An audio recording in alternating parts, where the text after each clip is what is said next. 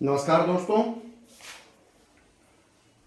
देखिए, इस समय ऑपरेशन सिंदूर के अंतर्गत भारत पाकिस्तान के जो सैन्य बल है एक दूसरे से टकरा रहे हैं और ऐसी स्थिति में ये जो इस समय जितने भी शब्द टर्मिनोलॉजी और जो जो चीज़ें घटनाएं घटेंगी, ये सभी चीज़ें आपके किसी न किसी पेपर में अनिवार्य रूप से पूछी जाएंगी और ये लंबे समय तक पूछा जाएगा।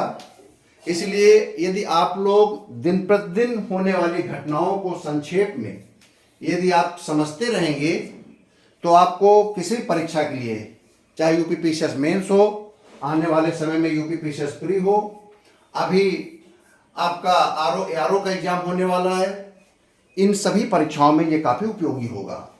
क्योंकि ये सब परीक्षाएं जुलाई में हैं तो अभी इनका किसी का प्रश्न पत्र नहीं छपा होगा। लगभग 15 से 20 दिन पहले प्रश्न पत्र छपते हैं, तो इस प्रकार के क्वेश्चन कभी भी पूछे जा सकते हैं। साइंस टेक्नोलॉजी के रूप में, घटनाओं के रूप में, सैन्य बल के रूप में प्रयोग किए जाने वाले आपके जो भी एम्यूनिशन हैं, मिसाइल्स हैं और जो पर्सनालिटीज़ हैं, क्षेत्र हैं, एरिया जोग्राफिकल प्लेसेस हैं, इन सब के बारे में विभिन्न प्रकार के क्वेश्चन पूछे जा सकते हैं। तो आप लोगों के साथ जुड़कर मैं क्रमबद्ध तरीके से हर रोज की घटनाओं को पढ़कर, समाचार पत्रों को पढ़कर, जिसमें से इंडियन एक्सप्रेस है, द हिंदू है, इन समाचार पत्रों से जो महत्वपूर्ण तथ्य निकल के आते हैं उनसे मैं ये वीडियो आपको तैयार करके प्रस्तुत करता हूँ। ठीक है, जो बिल्कुल से सटीक और फैक्चुअल जानकारी होती है। किसी प्रकार के सोशल मीडिया पर आधारित ये जानकारियाँ नहीं है, बल्कि ऑथेंटिक है, गवर्नमेंट के द्वारा जारी की गई जो प्रेस रिलीज होती है उसके आधारित हैं। तो उसी पर मैंने ये पार्ट बनाया। आपका जो घटनाएं 8 और 9 मई को ऑपरेशन सिंदूर के तहत हुई है उनको बेस करते हुए जितना कुछ इस स्क्रीन में आ सकता था उसको मैंने लिखा है। और इसके बीच में जो जो शब्द मैं बोलूँगा वो भी बहुत महत्वपूर्ण होंगे, वह भी एक करंट इवेंट के लिए काफ़ी इंपॉर्टेंट होंगे। तो बेहतर है कि आप मेरी पूरी वीडियो को अंत तक सुनते रहें और अपने नोट्स बनाते रहें, जो आपको नोट्स इस स्क्रीन में नहीं मिलेंगे। तो देखिए, भारतीय सेना ने पाकिस्तान आक्रमण से बचाव के लिए अपना S-400 आकाश बराक 8 ये एक प्रकार का एयर डिफेंस सिस्टम है, इसको स्थापित कर रखा है। देखिए, आपने सुना होगा क्रूज मिसाइल, बैलिस्टिक मिसाइल और एयर डिफेंस सिस्टम।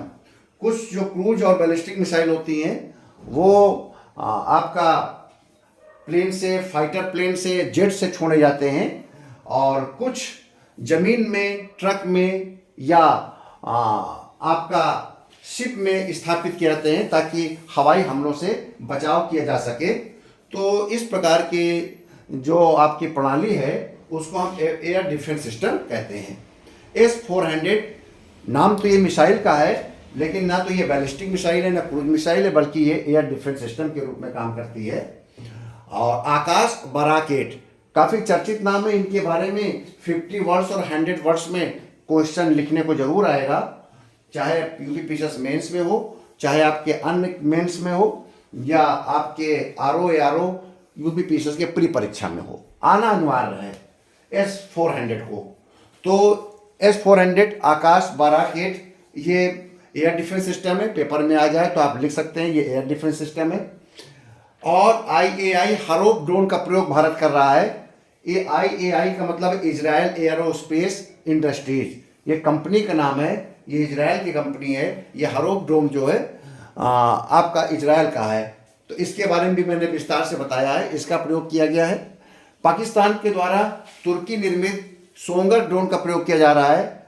इसको भारत के प्रेस संवाददाता में हमारे जो सैन्य प्रवक्ता हैं उन्होंने बताया है कि जो मिले हुए हैं हमारे पास, जो अवशेष मिले हुए हैं मार गिराने के बाद, उससे पता चल रहा है कि तुर्की निर्मित है सोंगर ड्रोन। ठीक है, क्योंकि पाकिस्तान ने सबसे पहले ड्रोनों से हमला किया है भारत में, और ये स्वयं बताया गया है सोफिया कुरैशी के द्वारा और बेउनका सिंह के द्वारा कि लगभग 400 ड्रोन भारत में भेजे गए और 36 जगहों पर इसको देखा गया है। बहुत से ड्रोनों को मार गिराया गया है। 3 दर्जन ड्रोन तो जम्मू कश्मीर में ही मार गिराए हैं भारतीय सेना के द्वारा। तो और उन्होंने यह भी स्वीकार किया गया है कि दोनों तरफ से काइनेटिक और नॉन काइनेटिक वेपन का प्रयोग किया जा रहा है। पेपर में कभी आ जाए काइनेटिक और नॉन काइनेटिक वेपन किसे कहते हैं तो आप बता दीजिएगा कि काइनेटिक वेपन जो प्रेशर के द्वारा, फिजिकल दबाव के द्वारा जो वेपन चलाए जाते हैं, फिजिकल दबाव जिसमें प्रेशर दिया जाता है, उसमें सारी मिसाइलें होती हैं जिसमें धक्का लगता है, ठीक है। तो जैसे स्कैल्प है, हैमर है और ड्रोन है, ये सारे काइनेटिक वेपन्स है। और non kinetic one cyber attack जिसमें किया जाता है, टेक्नोलॉजी के द्वारा डिफ्यूज कर दिया जाता है, टेक्नोलॉजी के द्वारा आपका, इसको इलेक्ट्रॉनिक वार भी कहते हैं, जिसमें डेटा को डिस्टर्ब किया जाता है। तो इस प्रकार से जो सिस्टम काम करते हैं उसको हम नॉन काइनेटिक वेपन्स कहते हैं। मनोवैज्ञानिक वेपन भी होते हैं। साइकोलॉजिकली हम तमाम प्रकार से दबाव बनाते हैं, विभिन्न राजदूतों के माध्यम से वैश्विक दबाव बनाते हैं। ये सब नॉन काइनेटिक तरीका होता है, युद्ध में अपनाए जाते हैं। पेपर में कभी आए तो आप लिख सकते हैं, ठीक है। अब थोड़ा सा मैं आपसे डिस्कस कर लूं कि जिन हथियारों का इस्तेमाल हो रहा है, क्योंकि इन हथियारों के बारे में भविष्य में परीक्षाओं में जरूर पूछे जाएंगे। तो टर्किश शोंगर आर्मी ड्रोन्स है जो पाकिस्तान ने यूज किया है जगह जगह पर। खतरनाक ये ड्रोन है। जैसे कि भारतीय सैन्य प्रवक्ता ने बताया था कि इसको विजिलेंस के रूप में भी इस्तेमाल किया जा रहा है और आक्रमण के उद्देश्य से भी इसका इस्तेमाल किया जा रहा है। जानकारी इकट्ठा करने के लिए भी इन्होंने इसका प्रयोग किया है। लेकिन ड्रोन अपने आप में एक खतरनाक यानी कि एक हथियार के रूप में काम करता है। ड्रोन को आप इस रूप में नहीं समझ सकते हैं कि केवल उड़ा और केवल सूचनाएं लेके चला जाएगा, वो आक्रमण भी करेगा। तो जो टर्किश का शोंगर आर्मी ड्रोन्स है वो ऐसा ही है। इसमें 5.56 mm की मशीन गन लगी हुई है। यह एक बार में 200 राउंड फायर भी कर सकता है, 400 मीटर तक का लक्ष्य सटीक लगा सकता है और 25 मिनट तक हथियारों के साथ हवा में उड़ता रह सकता है। तो देखिए, ये अटैक करने के लिए भेजा जाता है, ये किसी जानकारी के लिए नहीं भेजा जाता है कि सूचना इकट्ठा करके आएगा, ठीक है। तो भारत ने इसके खिलाफ IAI हारोप ड्रोन का, जैसे कि मीडिया में या मुख्य रूप से जो भारत के महत्वपूर्ण अंतर्राष्ट्रीय समाचार पत्र हैं, काफ़ी प्रतिष्ठित समाचार पत्र हैं, उनके द्वारा बताया जा रहा है कि IAI हारोप ड्रोन का प्रयोग कर रहा है भारत। ये इजराइल एरोस्पेस इंडस्ट्रीज के द्वारा बनाया गया है और यह इसको हम लोइटरिंग म्यूनिशन के भी कहते हैं। लोइटरिंग म्यूनिशन का मतलब है कि भ्रमण करता हुआ हथियार बंद, हथियारों के साथ भ्रमण करने वाला। तो हथियारों के साथ भ्रमण करने वाला इसलिए कहेंगे, आप देखिए टर्किश सोंगर जो था SONGR, ये केवल 25 मिनट तक रह सकता है, लेकिन IAI हारोप 9 घंटे तक आसमान में रह सकता है। 9 घंटे तक ये पूरे हथियारों के साथ यानी कि विस्फोटक सामग्री के साथ 9 घंटे तक हवा में रहता है, ठीक है। और ये भी UAV है, unmanned aerial vehicle. Full form आ जाए UAV अनमैन्ड, इसमें कोई नहीं होता, केवल ये कंट्रोल किया जाता है सिस्टम के द्वारा। ये भी UAV है और इसकी लंबाई 2.5 मीटर है, वजन 135 किलोग्राम और ये 16 किलोग्राम तक विस्फोटक सामग्री लेकर ऊपर जाता है, ठीक है। 6 से 9 घंटे तक उड़ान करता है। 100 किलोमीटर तक इसकी अधिकतम रेंज है उड़ान की और गति 185 किलोमीटर प्रति घंटे है। इसका काम करने का तरीका क्या है कि ये 6 से 9 घंटे तक हवा में रहेगा, अपने लक्ष्य को ढूंढेगा और लक्ष्य को ढूंढने के बाद सटीक तरीके से खुद को उस लक्ष्य पर गिरा लेगा और अपने आप को भी समाप्त करेगा और उस लक्ष्य को, जो लक्ष्य उसे दिया गया है, उसको नेस्तनाबूद कर देगा। टर्किश सोंगर से तो मशीन गन के द्वारा आपके राउंड निकलते हैं, गोलियां निकलती हैं, लेकिन हारोप जो है इसे हम आत्मघाती ड्रोन भी कहते हैं। ये जब लक्ष्य को पाता है तो स्वयं को भी समाप्त करता है और लक्ष्य पर गिरता है, ठीक। अगर उसको लक्ष्य वहां नहीं मिलता है तो ये अपने बेस पर वापस भी आ जाता है। अगर लक्ष्य मिल गया तो लक्ष्य को पूरा करके आएगा और नहीं मिला तो अपने बेस पे वापस आ जाएगा। और 96% इसकी एक्यूरेसी बताई गई है। ठीक है।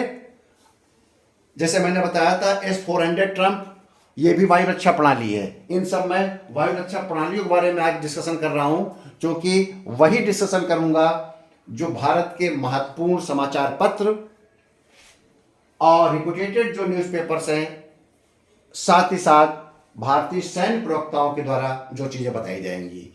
ठीक। S-400 जो ट्रम्प है, ये वायु रक्षा प्रणाली है। यह सरफेस टू एयर मिसाइल है। शैम का मतलब होता है surface to air missile. 400 kilometre तक मार करता है ये। अगर 400 किलोमीटर के दूर में यदि कोई हमारा दुश्मन का कोई भी एरोप्लेन हो या आपका हेलीकॉप्टर हो, यूएवी यानी कि ड्रोन हो, या कोई फाइटर विमान हो, 400 किलोमीटर की दूरी तक ढूंढ लेगा और ढूंढ कर उस पर लक्ष्य भेज देगा, बशर्ते 30 किलोमीटर की ऊंचाई पर वो लक्ष्य आ जाए, क्योंकि इसकी मारक क्षमता 30 किलोमीटर की ऊंचाई तक है। जब वो देख लेगा कि 30 किलोमीटर तक की ऊंचाई पर आ गया है तो ये उसको मार गिराएगा। यह भी रूस द्वारा निर्मित है। ठीक है, यह रूस द्वारा निर्मित है।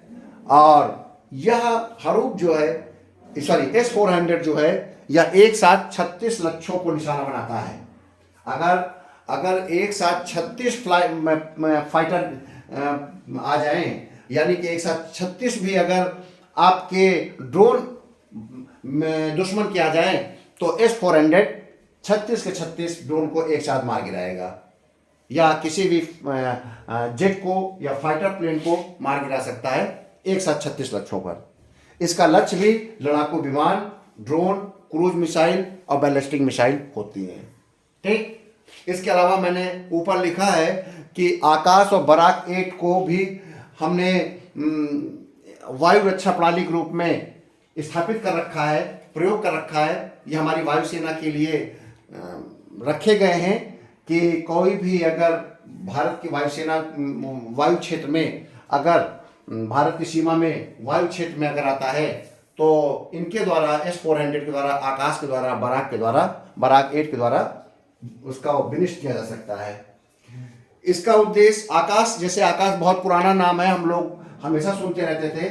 आकाश एक मध्यम दूरी की वायु रक्षा प्रणाली है। ठीक है, ये है तो मिसाइल, लेकिन इसको हम वायु रक्षा प्रणाली ही बोलेंगे। ठीक है, तो ये वायु रक्षा प्रणाली है। इसका विकास DRDO ने किया। ध्यान रहे, ये स्क्रीन में नहीं है, आप इसलिए इसको लिख लीजिएगा। आकाश का निर्माण DRDO ने किया है, डिफेंस रिसर्च डेवलपमेंट ऑर्गेनाइजेशन। ये सतह से हवा मार करती है। सतह का मतलब सरफेस टू एयर, इसलिए शॉर्ट फॉर्म याद कर लीजिए, शैम मिसाइल बोलते हैं। इसकी भी मारक दूरी 25 से 30 किलोमीटर है। जैसे ही 25-30 किलोमीटर की ऊंचाई पर आएगा, ये उसको भेज देगा। गति ये सुपरसोनिक है। 60 किलोग्राम तक ये विस्फोटक सामग्री को अपने साथ लेकर उड़ता है। और ये इसका लक्ष्य होता है लड़ाकू विमान, ड्रोन, क्रूज मिसाइल, हेलीकॉप्टर। यह भी एक साथ कई लक्ष्य भेज सकता है। तो आकाश के बारे में हो गया। बराक 8 भारत और इजराइल का संयुक्त उपक्रम है। भारत का आपका DRDO और इजराइल का इजराइल एयरोस्पेस इंडस्ट्री, ऊपर नाम दिया हुआ है IAI। इन दोनों को ने मिलकर बराक 8 बनाया है। यह भी सरफेस टू एयर है, क्योंकि यह वायु रक्षा प्रणाली है, इसलिए जमीन से ही उड़ेगा। और इसकी गति भी सुपरसोनिक है, उच्च विस्फोटक सामग्री लेके जाता है। इसका भी लक्ष्य वही है जो लक्ष्य आकाश का था, लड़ाकू विमान को मार गिराना, हेलीकॉप्टर को मार गिराना। एंटीशिप मिसाइल है और बैलिस्टिक मिसाइलों को भी मार गिराता है। इसकी विशेषता ये है कि ये केवल जमीन से नहीं बल्कि शिप में भी लगाया जा सकता है। जैसे कि आपने सुना होगा, या सही सुना होगा गलत हो, कि भारत का जलपोत विक्रम भी कराची की ओर कूच कर गया है। तो आप चाहें तो विक्रम में भी आप बराक को लगा सकते हैं, ताकि ऊपर से अगर कोई आक्रमण करे तो जो आपका बराक 8 है उसको नेस्तनाबूद कर देंगे। ठीक है, तो आपको ये सब चीज़ें आपको जानकारी मिली। इसके अलावा जैसे कभी आता है क्रूज मिसाइल, बैलिस्टिक मिसाइल, तो क्रूज मिसाइल हमेशा जमीन के स्तर पर भी चलता है, और बैलिस्टिक मिसाइल जैसे कि कोई हम इनिशिएट में प्रक्षेपास करते हैं कि पहले ऊपर जाता है और फिर नीचे आता है, बैलिस्टिक तरीके से बनाता है, धनुषाकार बनाता है। तो ये सीधे सीधे समानांतर चलेगा, कम ऊंचाई पर चलेगा, और कम ऊंचाई में चलने के कारण रडार से बच जाता है। जो क्रूज मिसाइलें होती हैं रडार से बच सकती हैं। इसमें हमारी निर्भय और ब्रह्मोस है। ब्रह्मोस लगभग 300 से 400 किलोमीटर की रेंज मारता है, और निर्भय 1000 किलोमीटर की रेंज को पूरा करता है। ये हमारी क्रूज मिसाइल है। बैलिस्टिक मिसाइलें वर्टिकल चलती हैं, जैसे अभी बताया, और फिर नीचे की ओर आएंगी। जब तक ऊपर जाएगी तो इसका इंजन चलता रहेगा, और जैसे जब नीचे गिरेगी तो इंजन बंद हो जाएगा। और क्रूज मिसाइल में पूरे समय इंजन सक्रिय रहता है, क्योंकि समानांतर चलती है। ठीक है, और ये इसका रडार से हम बचाव आसानी से करते हैं क्रूज का, लेकिन बैलिस्टिक मिसाइल ऊपर रहती है तो रडार अच्छे से पकड़ता है। इसके उदाहरण मैंने बता दिया। क्रूज का उदाहरण है निर्भय और ब्रह्मोस, और बैलिस्टिक मिसाइल का है आपका अग्नि पृथ्वी। ठीक है, तो मुझे पूरा विश्वास है कि आपको जो अभी तक घटनाएं ऑपरेशन सिंदूर के द्वारा हो रही हैं, सिंदूर के अंतर्गत हो रही हैं, उनकी जानकारी हम आपको दे रहे हैं। ठीक है, इसी से जुड़े हुए अगले वीडियो में काफ़ी कुछ जो पर्सनालिटीज हैं उनके भी नाम हमेशा याद रखिएगा। ठीक है, इन घटनाओं के समय जो पर्सनालिटीज के नाम आते हैं बहुत इंपॉर्टेंट होते हैं। जब भारत के राजदूतों से मुलाकात होती है, जब भारत के राजदूत विभिन्न देशों के प्रतिनिधियों से मिलते हैं, जब भारत के पर्सनालिटीज या राजनयिक या नेता या डिजिग्नेट जो ऑफिसर्स हैं, ये जब किसी दूसरे देशों से मिलते हैं तो पेपर में इनके नाम बहुत आते हैं, तो उनको याद रखिएगा।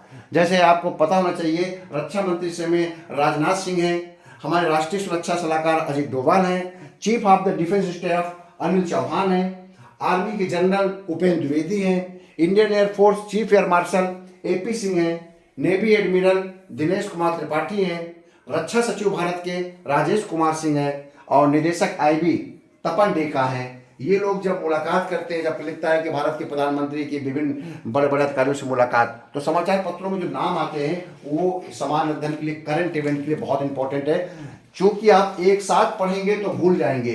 डे टू डे मेरे अगर वीडियो को देखते रहेंगे तो डे टू डे का करंट आपको मई से लेकर जुलाई तक का पूरा तैयार रहेगा, और एक कंटिन्यूस आपको आगे पीछे मिलाकर जो करंट है वो सब तैयार करा दिए जाएंगे, जिससे कि क्वेश्चन गलत होने की कम से कम आपकी संभावना रहे। अगले वीडियो में आगे की घटनाओं के बारे में, ऑपरेशन सिंदूर के बारे में, या अन्य जो इंपॉर्टेंट करंट इवेंट हैं उन पर डिस्कशन करेंगे। जब मैं ऑपरेशन सिंदूर पार्ट बनाऊंगा तो ऑपरेशन सिंदूर से जुड़े हुए तथ्य आएंगे। जब मैं करंट इवेंट लिखूंगा समसामयिकी, तो उसके अंतर्गत अन्य विषयों को मैं लेता रहूंगा। बहुत बहुत धन्यवाद।